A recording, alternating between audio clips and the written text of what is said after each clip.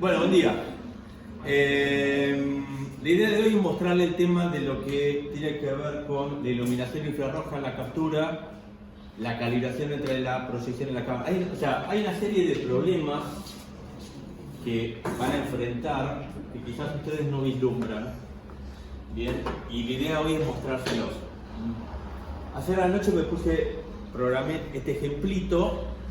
Por el tiempo que me llevó a programarlo, me estoy dando cuenta que no se les voy a poder explicar todo el código, bien, porque es mucho código, está todo hecho processing. El ejemplo se los voy a pasar para que lo desmenucen, pero sí lo que vamos a ver es como la secuencia de cosas que he tenido que hacer para que esto funcione, bien. ¿Cuál es el problema que tengo acá? ¿Qué es esto que está acá? A ver, para que se entienda. Yo tengo un objeto X, que en este caso es esta pantallita que me arma acá, que la hice para mapearla, para que ustedes vean la cuestión de que no voy a proyectar sobre esto, sino que después voy a proyectar sobre esto mismo. Voy a proyectar una escena de física muy básica. Voy a capturar el movimiento de mi mano por sobre la escena, bien, y voy a calibrar el sistema de coordenadas de lo que está viendo la cámara con el sistema de coordenadas de lo que está proyectando el proyector. ¿Se entiende?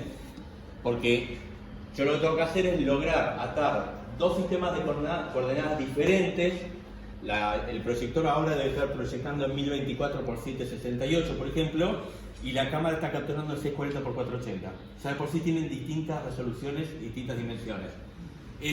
En general es impensado hacer una captura en la misma resolución que la proyección, porque perdón,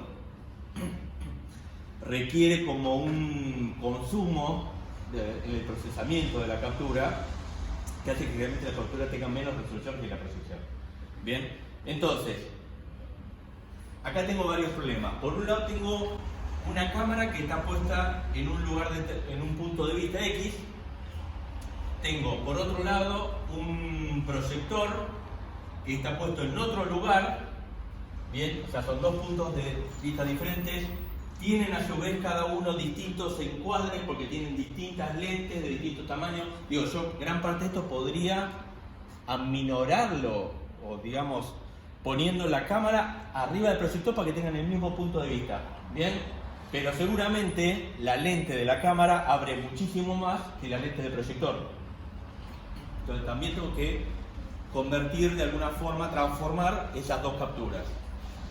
Tengo un problema de que esto está transmitiendo luz visible en RGB, bien, y entonces esta cámara necesito que no vea ese rango de luz porque si no se confunde lo que se está proyectando con lo que quiere capturar.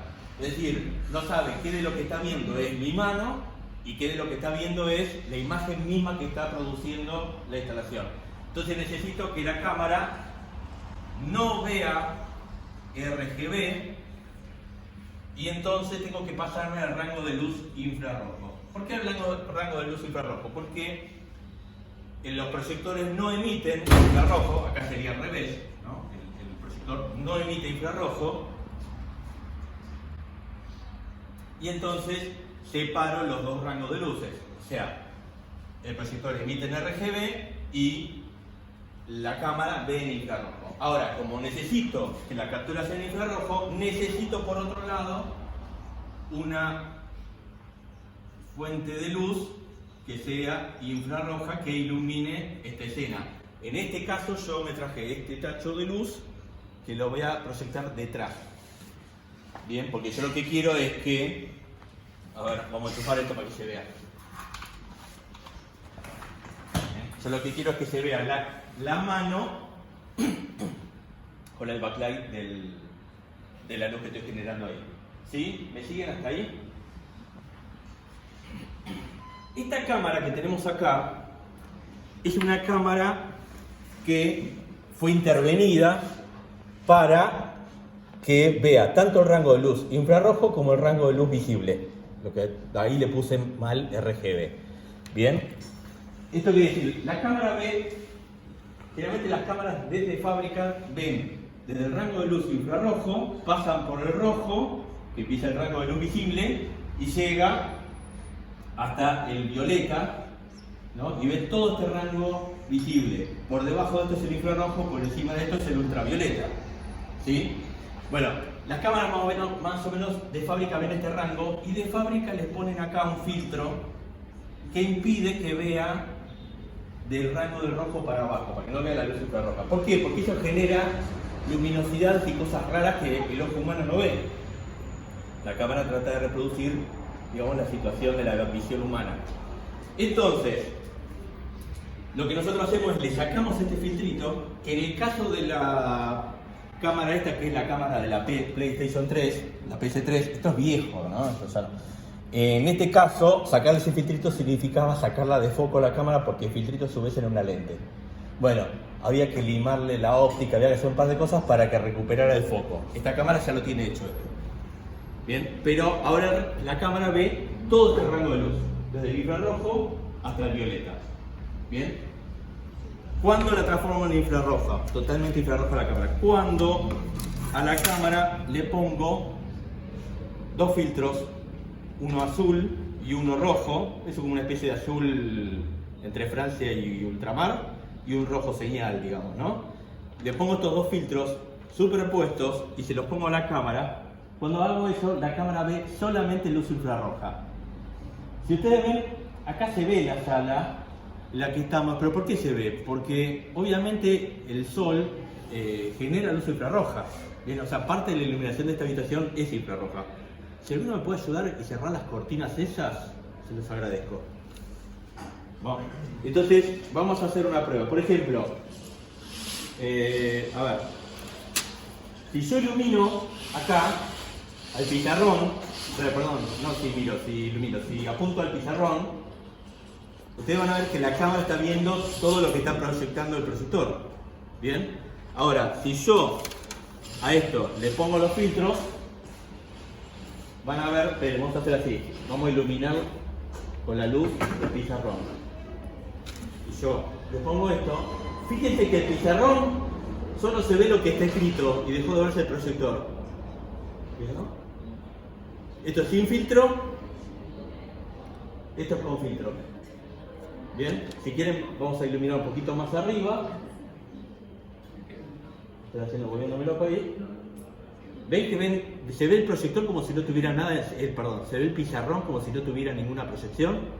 ¿Bien? ¿Por qué? Porque el rango de luz que está emitiendo ese proyector ahora es un rango de luz que esta cámara no puede ver. ¿Bien? Básicamente entonces lo que hicimos es invertir y meterle un filtro acá que no deja que pase la luz visible y solamente la cámara vea el rango de luz infrarrojo. Con eso separé el rango de luz con el que estoy captando del rango de luz con el que estoy representando. ¿Sí? ¿Me siguen hasta ahí?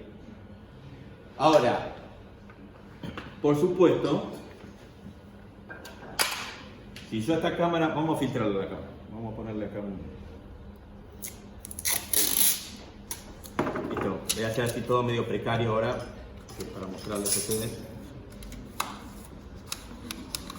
Vamos a ponerle los filtros a la cámara.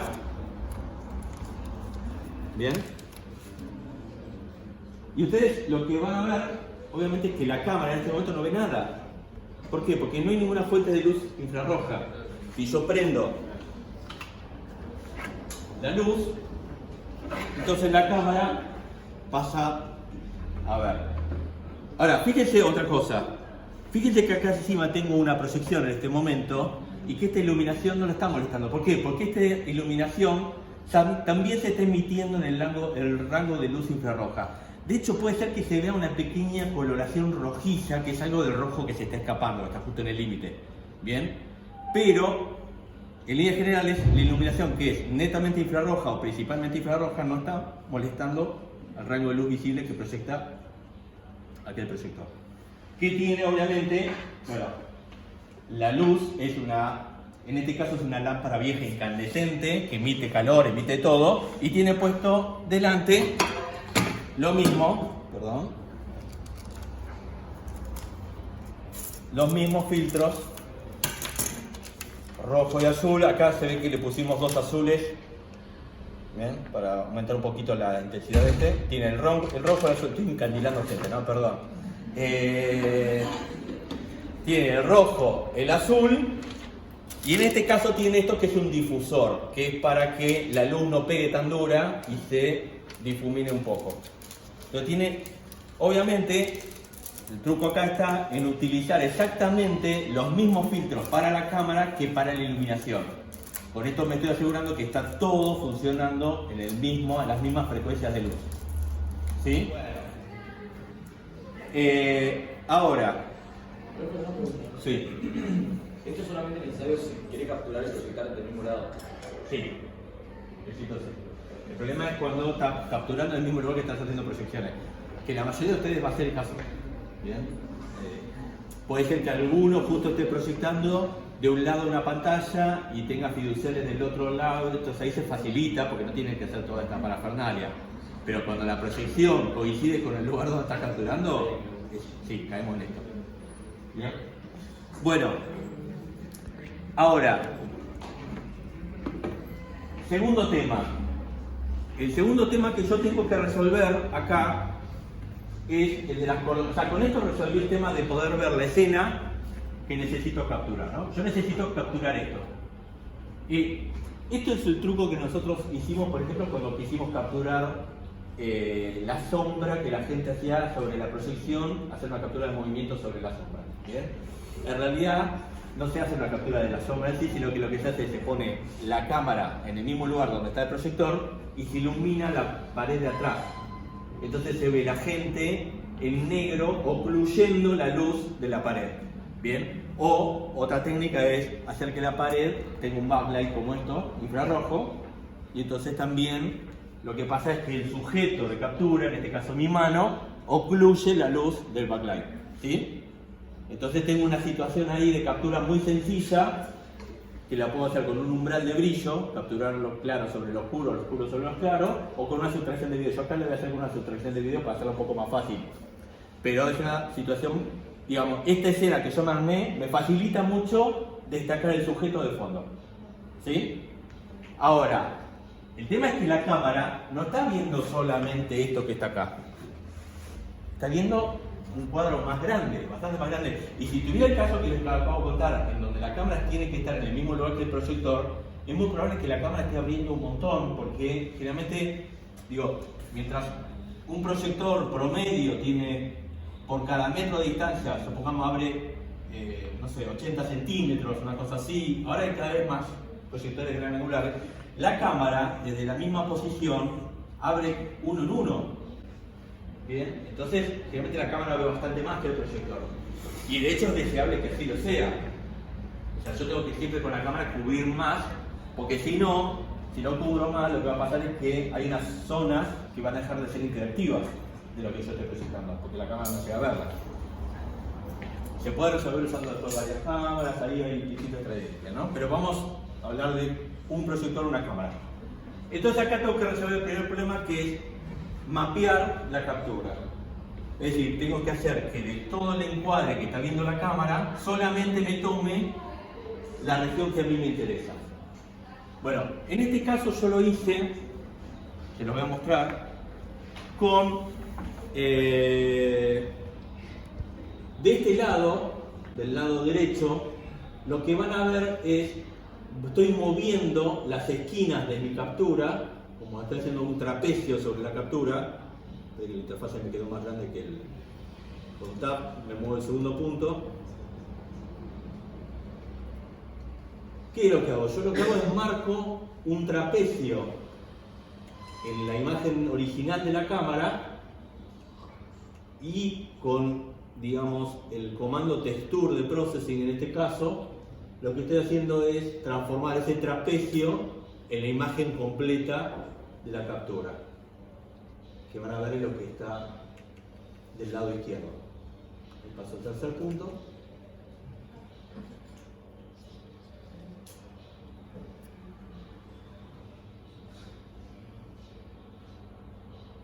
Entonces, ¿qué es lo que tengo acá?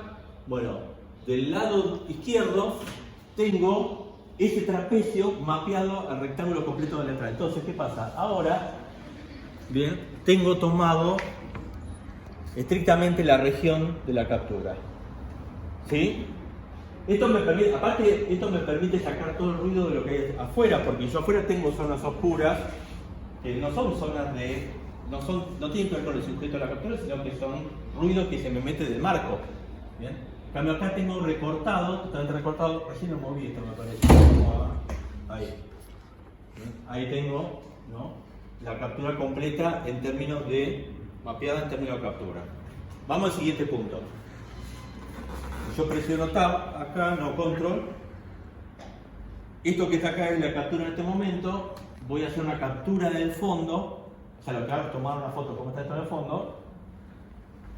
Y entonces, ahora cuando meto mi mano, acá lo que tengo es la imagen bitonal, bien, de esa captura, con un umbral de brillo definido, que para que ustedes vean, si yo ahí estoy bajando el valor de umbral, ahí está. Ven que, por ejemplo, ahí la cosa se puso ruidosa. ¿Bien? Si la entro a subir, saco el ruido, y si lo subo mucho, empiezo a comer el sujeto de captura. ¿Se entiende? Empieza a creer que la señal es ruido. Entonces esto va a tener un valor de umbral adecuado. Ahí parece que está bien. Y captura con bastante definición, bien, mi mano. Bien, entonces ahí logré dos situaciones. Ya logré mapear esta región, y lo segundo que logré es distinguir la señal, digamos, el sujeto a captura del ruido, ¿no?, y separar figura de fondo. Entonces ahora tengo una imagen bitonal, que obviamente la imagen bitonal tiene en blanco el sujeto a captura y en negro el fondo, lo que no es captura. ¿Sí? Una vez que hice eso, el siguiente punto que yo... esto lo voy a guardar. El siguiente punto que tengo es la situación de física. ¿Bien? Entonces ahora, yo les voy a contar ahora a nivel de código cómo hice esto, pero en principio, ¿bien?, la captura responde a esto que está acá. ¿Qué es lo que me falta? Lo que me falta es mapear esta escena de física que uní. Ahora les voy a contar cómo está hecha esa cuestión, pero para adelantarles, cada una de esas pelotitas está preguntando si el píxel en el que está parada sobre la captura, si ese píxel es blanco o es negro. Si es blanco es la mano. Entonces, ¿qué hago? Si es blanco, le aplico una fuerza hacia arriba. ¿Bien? Es como el método más sencillo de vincular física a una captura bitonal, a una imagen bitonal. ¿Sí? Entonces, claro, cuando paso sobre estos píxeles, inmediatamente responden. ¿Qué es lo que me faltaría? Lo que me falta ahora es hacer, digamos, poner la escena esta en este proyector y mapearlo sobre el objeto. Vamos a ver si podemos hacer. Bueno, acá lo que voy a hacer ahora es una deformación trapezoidal de la salida, que es una forma de mapping, de forma tal de que venga a parar acá. ¿Se fijan? Fíjense que el área del proyector que estoy usando es chiquitísima, ¿no? Este es el momento que el cameraman me está tapando la escena, pero ahí está. Entonces, ¿qué hice ahí? ¿Track? Ahí calibré la escena con el mapping. Fíjense que el proyector estaba dando a todo esto que estaba acá atrás, ¿no? Le reduje esta cuestión. Y entonces ahora si hice las cosas bien,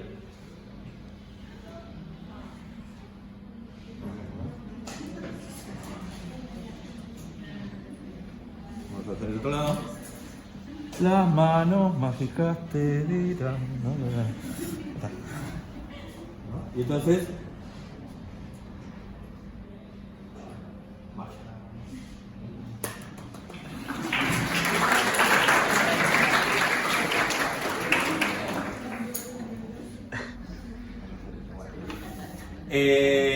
entonces, esta es una primera, digo, para saber si la cámara es infrarroja, pongan la habitación totalmente oscura y fíjense esto, si pueden ver o no esto. Si ven nada, ven un puntito de la cosa, es porque la cámara realmente no es infrarroja, bien, está viendo nada. Esta es Estas lámparas son muy viejas, no se consiguen ya.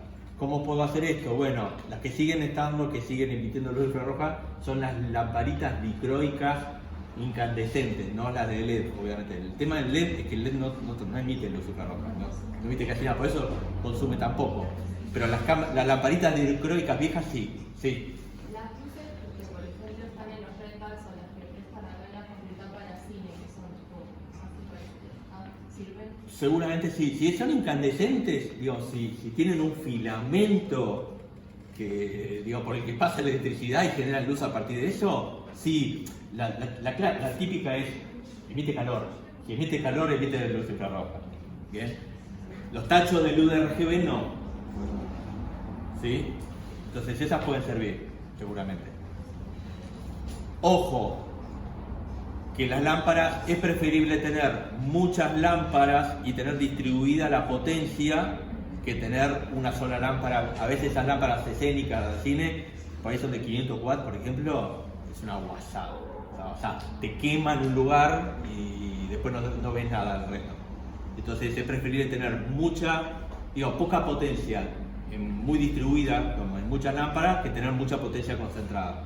Bien, no es muy... De hecho, nosotros usamos estas que son de 150 watts por ese tema. Nosotros usamos una de estas cada 1 metro más o menos, para que se den una idea de la potencia que hace falta. Sí, más preguntas.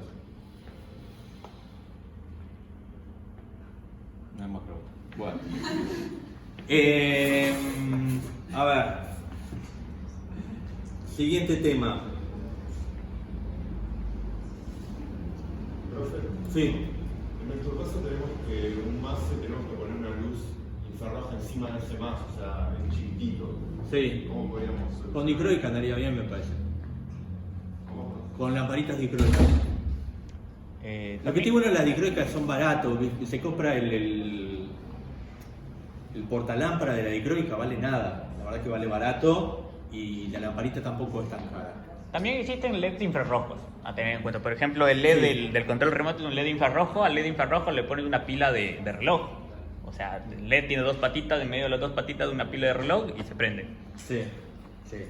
El tema de los LED es que como objeto que genera luz funciona muy bien. A veces hay que difuminarlo un poco, ponerle como el filtro ese que tiene tipo papel vegetal, alguna cosa así, porque lo que tiene el LED es que es muy puntual. Entonces lo que pasa con el LED es que por ahí, si apunta a la cámara lo ve, cuando apunta para otro lado, la cámara deja de verlo. ¿Bien? Entonces el LED les conviene difuminarlo con algo que haga que la luz no sea tan puntual y se, digamos, distribuya un poquitito. Y después los LED infrarrojos como fuente de iluminación son relativamente complejos. ¿Qué tipo de LED, cuál es? Porque hay que encontrar la frecuencia que va bien con estos filtros, también no es tan fácil. ¿Bien? O sea, de todo lo que quieran probar, siempre la verdad está en la prueba. Digo, de todo lo que ustedes quieran, digan, no sé si esto manda. No, la única forma que tenés es enchufar, ver que ve la cámara. Por ejemplo, cuando uno está capturando cosas blancas y cosas oscuras, como nos pasó a nosotros que hicimos esculturas con cosas claras y oscuras, hay cosas que a la luz normal se ven oscuras y con la luz infrarroja se ven claras. Responde a la luz infrarroja distinta de cómo se ve con la luz visible. Entonces por ahí una tela de zinc negra que con la luz normal se ve oscura y yo pongo cosas blancas sobre esa tela de zinc y se ve, digamos, en la escena que yo estoy viendo con la luz visible se ve claro sobre negro, lo ilumino con infrarrojo y se ve todo blanco. ¿Bien? ¿Por qué? Porque por ahí esa tela refleja la luz infrarroja de la misma manera que algo claro refleja la luz visible. ¿Bien? Entonces yo no sé cómo va a funcionar eso hasta que no lo vea con la cámara que voy a utilizar, con la iluminación que voy a utilizar. ¿Entienden lo que hay tintas que se ven claras y hay tintas que se ven oscuras. Pues yo también imprimo un fiducial, por ejemplo, y por ahí lo imprimo con una tinta que refleja un montón la luz infrarroja y no se ve nada. ¿Sí? Lo que quiero decir con esto es que lo primero que tienen que hacer es tratar de ir lo más rápidamente posible hacia lo físico y ponerlo a prueba y ver cómo ve la cámara que ustedes tienen, ver cómo se ve con los filtros, ver cómo funciona la luz que tienen, si necesitan más, si tienen poco. Uno de los mayores problemas de las capturas generalmente es que falta iluminación. Entonces la cámara empieza a bajar la frecuencia de de las imágenes y hace que sea muy lenta la cámara, la captura tiene mucha latencia, eso es bastante común, por ejemplo. Entonces, nada, esto es algo que hay que probar mucho. A ver, ¿qué les puedo contar del código para que se entienda un poquitito? No lo voy a poder programar esto todo ahora, pero se los muestro más o menos para que se entienda qué es lo que está pasando. Yo acá tengo un objeto muy precario que programé ayer, que es para zafar, la verdad, que lo que hace es calibrar la cámara, es este calibrador. Bien, que yo le paso el ancho de entrada y el ancho de salida. ¿Qué hace este objeto calibrador? A ver, este calibrador tiene guardado en este arreglo los puntos de ese trapecio que yo deformo en la entrada. Bien, básicamente lo que yo estoy haciendo acá con el calibrador es en la imagen de entrada dibujo un trapecio que es la zona que yo quiero mapear de la captura, y entonces lo que hago es genero una imagen de salida en donde este punto lo llevo a esta esquina, este punto lo llevo a esta esquina, este lo llevo a esta esquina y este lo llevo a esta esquina. ¿Bien? Eso es una deformación trapezoidal, es una forma de mapeo. Acá lo que estoy haciendo es mapear la cámara, ¿se entiende? O sea, estoy de la cámara generando un recorte con un trapecio que lo transformo después en la imagen total de la cámara. ¿Bien? Y eso de hecho lo estoy haciendo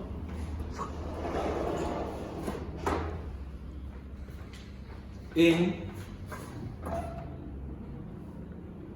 este método transformar, y si ustedes se fijan lo que hace es bueno, acá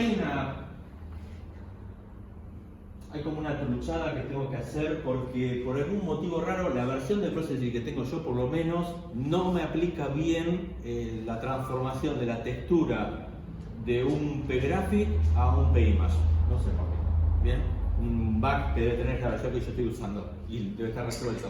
Entonces me vi obligado a dibujar el trapecio en pantalla y hacer la captura de la pantalla misma. Pero básicamente esta parte que está acá, que ya estoy haciendo eso, lo que estoy haciendo es usar la imagen de la cámara de entrada como una textura y dibujar esos vértices. Esto es lo que hace esa copia de la imagen del trapecio al grande, en donde lo que hace es tomar las coordenadas, estas son las coordenadas de salida, es decir, las del rectángulo, y a cada una de las coordenadas del rectángulo, o sea, al X, Y, le asocio las coordenadas V que se llaman, que son de la textura que recorté. Bien, o sea, acá es donde estoy diciendo básicamente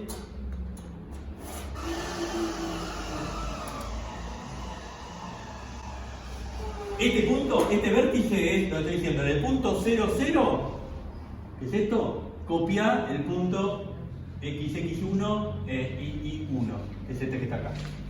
¿Bien? En el segundo punto estoy diciendo el ancho y, 0, que es esta esquina, el ancho, copia el punto XX2 y Y2. Esta que está acá es la transformación esa que estoy diciendo. Lo dibujo, acá lo que estoy haciendo es dibujar en pantalla y después en otra PImage lo que hago es un recorte de ese pedazo de pantalla donde dibujé. No lo ven ustedes, o se ve en la parte de la calibración, pero no después, porque yo después dibujo arriba, le pago background, todo. O sea, estoy usando la pantalla como un paso de, digamos, de la imagen para hacer esta operación.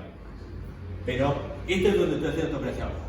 Esto es medio trucho, entre comillas, porque la transformación que hace esto, generalmente en la forma que está implementada esto en OpenGL es con una textura cortada son dos triángulos que se están mapeando, y entonces hace que en esta diagonal a veces la imagen se deforma un poco. O sea, a veces como la imagen viene así y en la diagonal dobla. Bien, para hacer que esta cosa sea menos dura tendría que dividir esta matriz en una matriz de muchos trapecios más chiquititos para que se, digamos, disuelva un poco esa deformación. De todos modos, esto es un problema que ustedes no van a tener porque esto lo va a resolver el software de Matías. Ustedes van a hacer dentro del software de captura de Matías esta misma, digamos, este mismo mapeo. Le van a marcar los puntos, decir, capturar acá, y el software ya le va a dar las coordenadas mapeadas a ese recorte que ustedes están haciendo. ¿No? Entonces, digo, si trabajan con el software mapeado van a tener ese tema resuelto. Si van a hacer captura por otro lado, van a tener que ver de hacer esto que estoy haciendo. ¿Sí? Siguiente paso. Entonces, si ustedes se fijan, acá en el draw, vamos por acá abajo. Perdón. Este código podría ser que no les funcione, quiero advertir, después por ahí hago la transformación porque este código está todo programado con la librería para utilizar la cámara de la PS3, que es esta que estoy usando. Como tenía que usar esta cámara, tuve que usar la librería. No, esta cámara no funciona con la librería de video convencional de processing. ¿En Mac? En Mac. En Mac, perdón. Bueno, después, esto si quieren les cambio. O sea, básicamente ustedes tendrían que cambiar acá por el objeto capture de la librería de video y hacer esas transformaciones, después las hago yo de última. Pero, ¿qué es lo que está haciendo el draw? Bueno, acá lo que está haciendo es, primero que nada, toma la imagen de la cámara. Bien. Y carga la imagen en un image llamado entrada. Bien. Entonces acá lo que estoy haciendo básicamente es tomar la cámara tal como está. Acá lo que estoy haciendo es utilizo el objeto calibrador para transformar la cámara. Bien. Acá lo que está haciendo es el objeto calibrador, le paso la imagen de entrada y me devuelve una imagen de salida que es la imagen de la cámara ya transformada a ese recorte. ¿Se entiende? ¿Sí? Siguiente punto, ¿qué hago? Le paso al objeto de captura la imagen transformada, que es esto que está acá. Este objeto de captura lo que hace es una sustracción de video. ¿Qué quiere decir esto?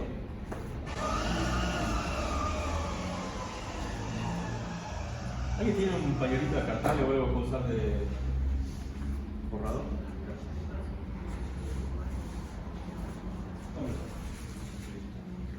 Muchas gracias. Yo lo que tengo una imagen que está entrando de la escena, que es la imagen ya transformada, y lo que este objeto tiene es una imagen que es el fondo neutro, es decir, el fondo sin una foto del fondo como está cuando todavía nadie estaba, digamos, interactuando ahí. Entonces lo que hace es a esta imagen le resta esta imagen, es decir, píxel por píxel hace una resta con un valor absoluto, que los valores son todos positivos, y lo que hace es sacar la diferencia entre esas dos imágenes. Y de esa diferencia, digamos, los píxeles que superan un determinado umbral se transforman en blanco y los que no se transforman en negro. A ver si se los puedo mostrar para que ustedes lo vean.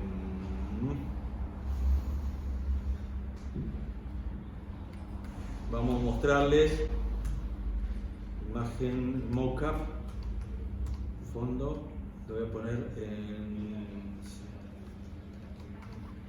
A ver.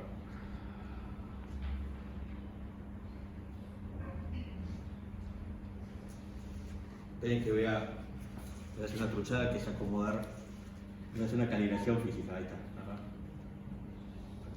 Ahí está. Bueno, si presiono control, a ver, esto que está acá abajo es el fondo con el que ahora está comparando la imagen. Bien, lo que voy a hacer ahora es apretar. Bien, y ahora me tomo el fondo nuevamente.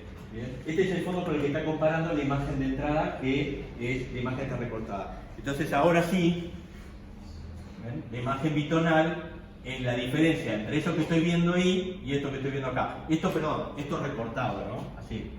Vamos a tapar esa imagen con la imagen que está entrando. Imagen, no, esto sería salida, que es la imagen ya transformada, ancho,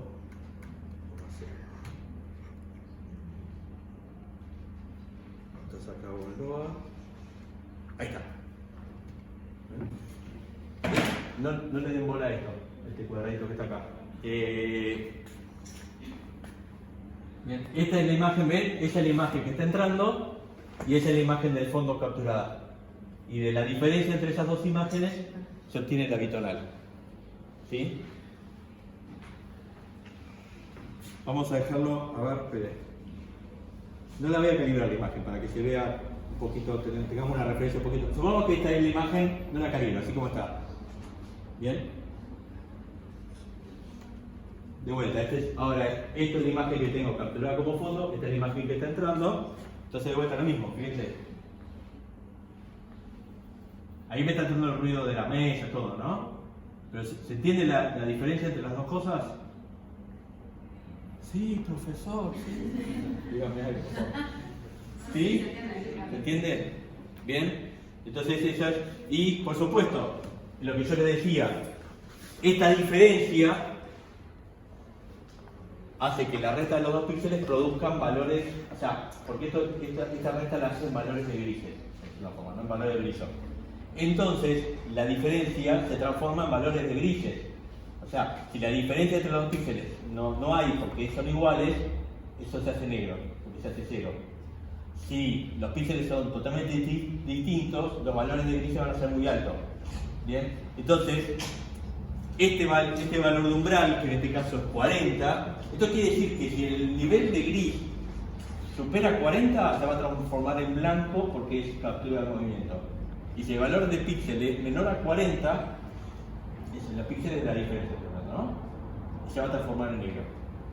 Entonces, es un umbral que básicamente lo que hace es, si yo tuviera, lo voy a graficar acá, esto es tridimensional, ¿no? Lo voy a graficar bidimensional. Yo tengo píxeles que van teniendo distintas diferencias de valores y lo que estoy haciendo es recortar con un umbral donde digo, bueno, lo que está por debajo en la salida se transforma en negro, lo que está por encima se transforma en blanco, ¿no? Lo que está debajo negro, blanco, ¿bien? Eso es la operación de umbral. Y lo que está haciendo es transformar distintos valores de grises directamente en blanco o negro. Y por eso tengo una imagen bitonal que es la que tengo acá arriba, ¿no? Acá no hay valores de grises, hay o blanco o negro. Fíjense que yo, por ejemplo, en este caso, si yo tuviera algo así, la sombra la tendría que tratar de sacar. O sea, la sombra que se da, el reflejo que se da sobre la mesa. ¿Bien? Entonces acá tendría que subir el umbral, vamos a probar, ¿verdad? Tendría que subir el umbral hasta que eso desaparezca. Pero acá el problema que tengo es que los valores de entrada de la captura están muy cerca del ruido y en algún lugar se cruzan. ¿Bien? Entonces, acá tengo una situación muy difícil. Por eso es que en este caso necesito recortar fuera del marco para que no me entre todo esto que a mí no me interesa la captura. Si bajo mucho el umbral, fíjense ahí. ¿Ven? Entra muchísimo ruido. ¿Por qué? Porque la cámara tiene una pequeña latencia en la captura de los... Y aunque la escena esté quieta en términos físicos, para la cámara hay pequeñas alteraciones de los valores de brillo de los píxeles. Entonces hay un ruido siempre inherente a la cosa. Por eso sí o sí tengo que hacer algún tipo de filtrado de ruido. Bien. Y por último, a ver.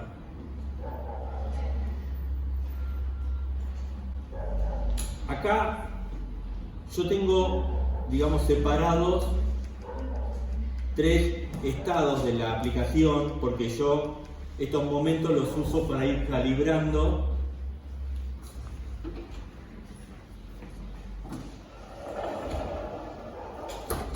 acá el estado calibrar es la pantalla que me muestra cuando calibro la cámara, ¿no? Cuando me mapeo la cámara. Pantalla de mapeo de la cámara. Bueno, acá este segundo es la pantalla donde se calibra el umbral de la captura. Y el tercer estado es la escena final, muestra la escena normal, que es donde aparece física.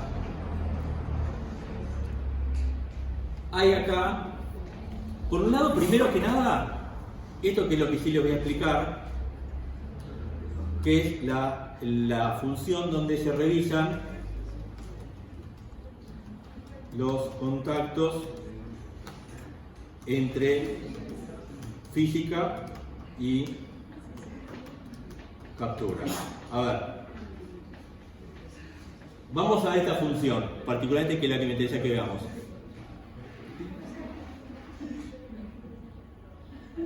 Están hablando mucho, me parece que ya los perdí a todos, ¿no? O todavía tengo a alguien ahí que me está siguiendo. Todavía hay gente que lo hace. A ver, acá estoy generando todo el mundo de física, y si ustedes se fijan, lo que hice una vez de configurar el mundo, genero una cantidad, lo pongo así porque hay una variable llamada cantidad que es la que define cuántos son, de círculos. ¿Bien? Y lo que me tomo el trabajo de estos círculos que agrego al mundo es que también los agrego a un array list especial que hice para tenerlos separados. ¿Por qué? Porque como este es un mundo que tiene bordes, ustedes se acuerdan que los bordes también son cuerpos en el mundo de física. Entonces, si tengo todo y yo le pido el get body al mundo, me devuelve también las paredes. Y yo no necesito las paredes, yo las tengo los círculos. Entonces, para no tener ese problema, ya directamente tengo que tener un array list de círculos donde sumo cada uno de los círculos que estoy generando, ¿no? Entonces acá agrego los círculos a mi array list para tenerlos separados. Entonces, voy a ir a la función acá, revisar contactos. ¿Qué hace la función revisar contactos?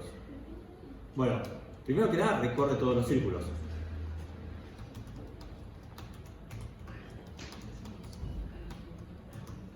Con el ciclo for, con, digamos, la sintaxis para recorrer un array list. Es decir, dice, para todo lo que está en el array list de círculos, devuelve uno por uno cada uno de los F-círculos, ¿no? Y entonces, ¿qué hace? Le pide al F-círculo, a cada uno de los círculos, las posiciones en las que se encuentra en la pantalla, ¿bien? Y las mapea, ¿no? Acá está hablando de coordenadas de pantalla y las mapea a coordenadas de la cámara. ¿Bien? Esto es, por ejemplo, no sé, 1024 por 768 o 1280 por 720 y lo transforma en 640 por 480. ¿Bien? Entonces ahí, esta es la operación, digamos, realmente importante. Acá lo que está haciendo es mapea las posiciones de los círculos en pantalla a coordenadas de la cámara. Pero quiero aclarar una cuestión. Todo esto es posible porque yo mapeé la cámara de forma tal que coincida la captura con lo que después voy a presentar. ¿Bien? Si no, esta operación no la puedo hacer. ¿Sí? O sea, por decirlo de una forma.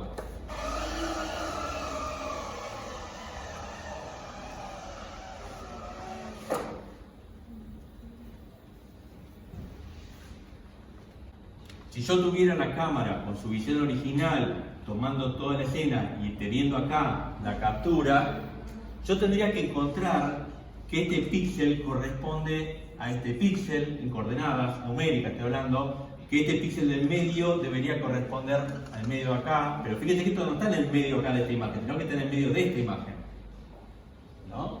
Y lo mismo, este píxel que está acá tiene que estar acá. Si yo encontrara un píxel a mitad de camino entre este y este, acá tendría que estar a mitad de camino entre este y este. ¿Bien? Entonces, esta es la magia que me produce justamente el haber mapeado la entrada. Que toda esta transformación de coordenadas se transformó ahora en una transformación lineal sencilla. No digo, bueno, transformo el X de este tamaño, el Y de este tamaño y se acabó. Siguiente punto.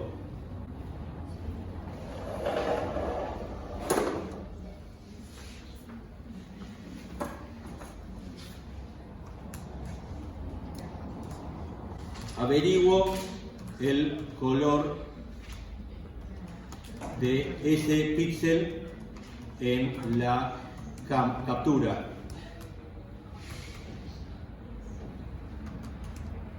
Por eso es que estoy pidiéndole a la imagen bitonal de la captura que me devuelva el píxel que calculé corresponde a la posición del círculo. Y esto me devuelve a veces un píxel en valores de RGB. Pero como es un valor de gris, ustedes saben que todos los valores de gris son con mismos valores de rojo, verde, azul. Bien, entonces con simplemente preguntar por cualquiera de los componentes, acá apunto por el rojo, pero poder preguntar por el azul o por el verde, ya sé, digamos, lo que quiero averiguar. Que acá lo que hago es, básicamente, pregunto si es mayor que 120. Como estos son valores de 0 a 255, si el color es blanco, va a ser 255, y si el color es negro, va a ser 0. Entonces, si está por encima de 120, es blanco. Si es blanco, ¿qué quiere decir? Está sobre justo el lugar donde hay movimiento. ¿Bien? Entonces acá lo que estoy diciendo es, si el píxel es blanco, hay movimiento, y entonces ¿qué hago? Lo único que hago es, le aplico al cuerpo una velocidad hacia arriba, en este caso. Esto es muchísimo, si ustedes se ponen a pensar. Todas las pelotas responden saliendo y disparar para arriba. Digo, no importa si la mata viene de arriba, viene de abajo, viene de costado. O sea, si lo ponemos a pensar en términos de colisiones, no es una colisión calculada como Dios manda, ¿no? Es una bestialidad lo que estoy haciendo acá. Pero, funciona. Perceptualmente, digamos, por lo menos está pasando que por donde pasa la mano las pelotitas salen. ¿Bien? Por ahí acá tendría que meterle como algún random para que no salgan tan para arriba hacia así, sino que salgan disparadas en distintas posiciones, ¿no? Habría que elaborarlo un poquitito más esto, ¿no? Una cosa más fina sería que yo averiguara, pero es un quilombo que se me ocurre y ya tendría que hacer colisiones físicas más fácil, la normal respecto de cuál es el píxel más cercano del contorno de la mano respecto de la posición del círculo. Quilombo, ahí no tenemos procesamiento de imagen bastante complicado. Pero, en principio, esto podría ser. Y una vez que hice esto,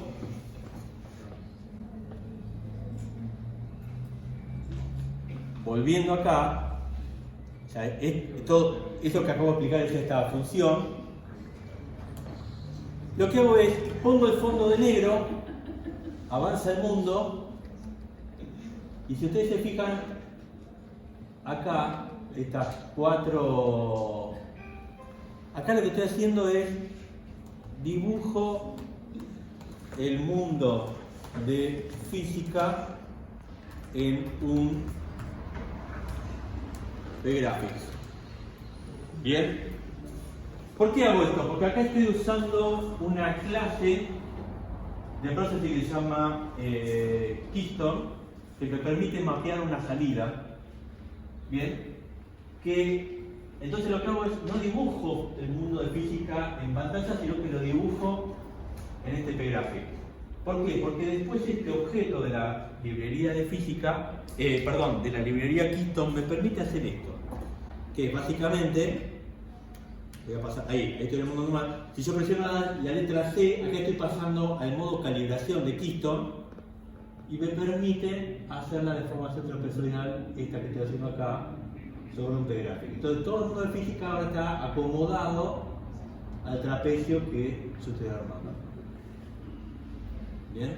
Y esto es lo que me permite volver a mapearlo en este lugar. Si lo hace de vuelta y ahí quedó.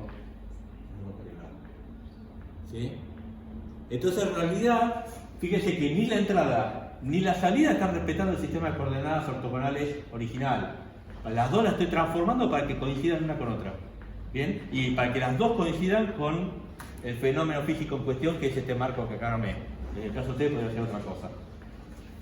¿Sí? Bien. ¿Preguntas? ¿Se entienden el quilombo en el que están metidos, básicamente? Ok. Metidos y metidas. Bien. Ok. Bueno, este es un bonus track de la clase. Como en la clase estuve hablando del tema de intervenir una cámara PC3 para transformarla en infrarroja, le quiero mostrar acá una secuencia de fotografías que muestra un poco el procedimiento. La primera fotografía esta que estamos viendo justamente es cuando empiezo a desarmar una cámara PC3. Bien, uno le saca la carcasa y empieza a ver la plaqueta de la cámara. Y esto es el frente de la cámara. Y esto que se ve acá es la óptica. Bien, la óptica está de alguna forma tapando lo que sería el sensor que captura la imagen. Con la óptica obviamente la ve nítida.